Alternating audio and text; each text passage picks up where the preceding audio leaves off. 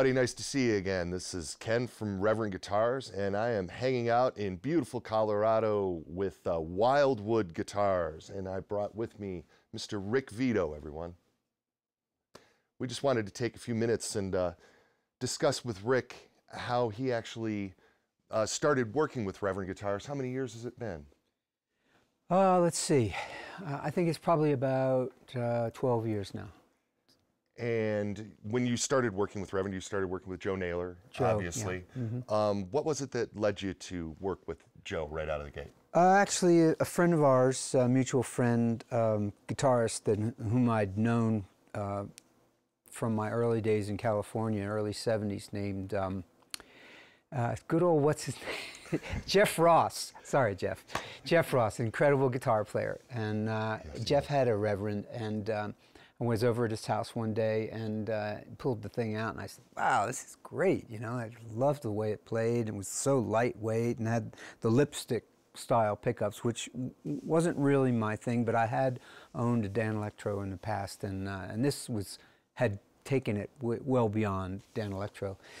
And so I was working with Bonnie Raitt, and we were just about to go on a tour opening for Eric Clapton, so it was pretty high profile. And I called Joe and I explained that to him, so he sent me out a guitar to use. And as it turned out, that particular guitar was one of those guitars that for me sounded great sitting down and playing or recording with at a lower level. But when we got on the big stage, it really wasn't my sound so much. So when we get back from the tour, I called Joe and I told him this isn't really working for me. And at that point, I realized that Joe was working with various kinds of pickups and different pickup combinations. So he sent me out a couple other things, one with Strat pickups and one with P90s, which I really liked because he was doing a wiring thing that was just a little different sound than the typical Gibson sounding P90. And so that's, I kind of latched onto that one and have been playing Reverend ever since. At the time, we were making guitars that had sort of a one-piece mold-injected plastic ring around the outside, and the tops and the backs were a phenolic material, and so we were able to do a lot of different variations with finishes, and I mean, you could basically, anything that you could get installed in your kitchen, we could build a guitar out of. Yeah. And I love the fact that the pick guard came off with your assembly there, so you could mix and match. You know, if I'm tired of the Strat sound, I think I'll go to this humbuckers or whatever. And it was really cool. Great idea for road travel too. And we made you some pink ones, if I recall. Yeah. And you shot like an instructional video that I think you can still find out there. That Rick Vito's complete slide guitar on Hal Leonard. It's got the picture of the Reverend on the cover, and it's a really good sounding guitar. Yeah, and everything you ever wanted to know about slide, and especially if you want to play just like Rick, one viewing of the video, and I think you'll have it just like that.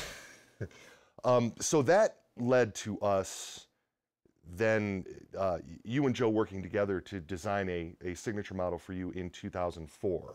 Yeah, that's 2005. Right. Yeah. And it was one of these phenolic top and back bodied instruments, and we took some aluminum and we bead blasted a lot of different voodoo.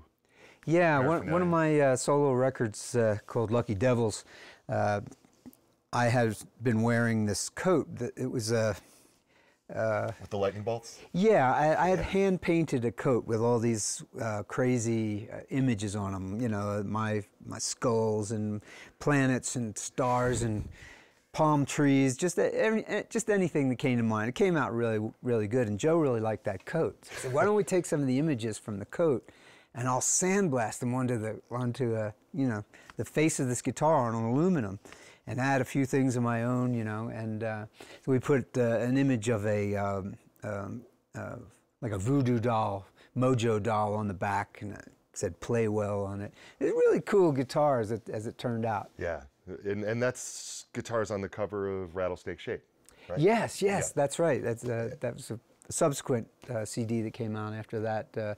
The whole record was a slide guitar record, and I used that pretty much on the whole record, or if not that, my other Reverends. And then sort of as the wrinkle in the timeline, right around the time Reverend started doing that guitar, we actually started to move away from the production of the phenolic bodies. And there's a number of reasons for that, but the big one really always ultimately comes down to sales. They were, it was a real non-traditional body construction, and we found guitar players latching onto our solid wood designs a little bit more than they were latching onto the phenolic bodied stuff. So in time around 2004, 2005, 2006, we quit making the bodies out of that construction, which made your original Rick Vito Reverend a very limited run. I think it's somewhere in the 70. Is it? 70 pieces, I believe. It's kind of like an original Flying V, you know. It is. I know when they come up on eBay, which is very rarely, they go for quite a bit more. In fact, I only have one of the prototypes, so I'd love to get another one sometime. There's a Rick Vito collectors club that's really active on our forum, and the guys on our forum like to trade them back and forth and stuff. It's kind of fun. And so I mean, so from that point forward, then we started. We gave you I want to say one of our roundhouse guitars that we had fitted with the Bigsby.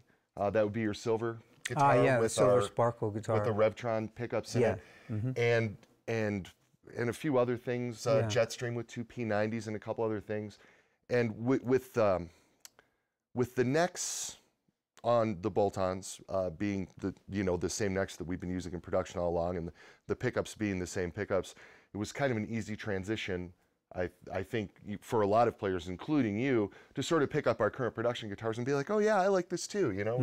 And then we went to Carina for the bodywood a few years back, and we started sort of gaining momentum when we made that switch.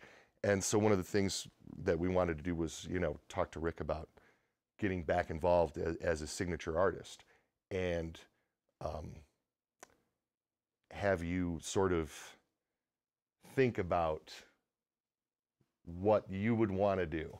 If we were to build a guitar for you without any, we were sort of limited in the old models because we had one platform that we used for everything. So when it came time to start doing this again, we were able to say to you, what if you could do anything, what would you want to do? Right. And why don't we pick it up there in a minute or two? Okay.